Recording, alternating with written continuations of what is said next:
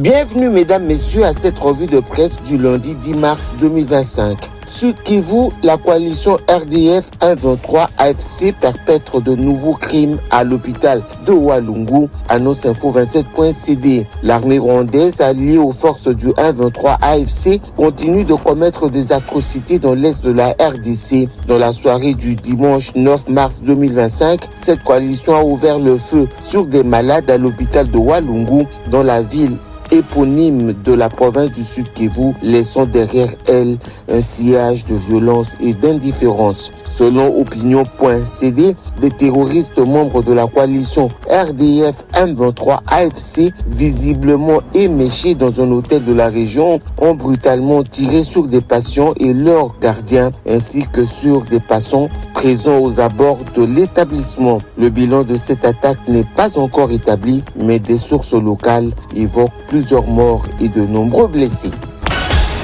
Massissi, les FARDC bombardent les positions du 1-23 à Kanyongolé. Les combats s'intensifient à Nyabiondo, rapporte le potentiel. Des affrontements violents ont éclaté le dimanche 9 mars dans la matinée entre les combattants du 1-23 et la coalition des forces armées de la RDC et des membres du groupe armé Wazalindo dans le territoire de Massissi au nord Kivu, à environ 6 km de Nyabiondo. Des sources fiables locales ont confirmé qu'à 11h25, un avion de chasse des FARDC a bombardé la position stratégique des 1-23 sur la colline de Kayongele, un site qui était jusque-là sous le contrôle de ce groupe rebelle. Cette opération fait partie d'une série d'actions militaires visant à repousser le 1-23 qui continue d'étendre leur influence dans la région.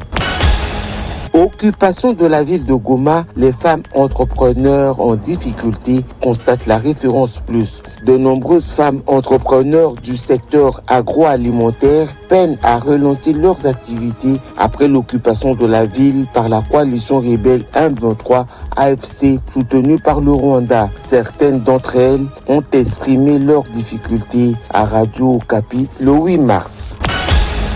Attendu par la justice militaire lundi, Minaku et Shadari interdits de quitter le pays, titre et journal Kinshasa. Aussitôt notifiés par la justice militaire, où ils sont invités à l'auditorat militaire supérieur de la Gombe pour éclairer la justice, Aubin Minaku et Ramazan Shadari, au cadre du PPRD, sont interdits de quitter le pays.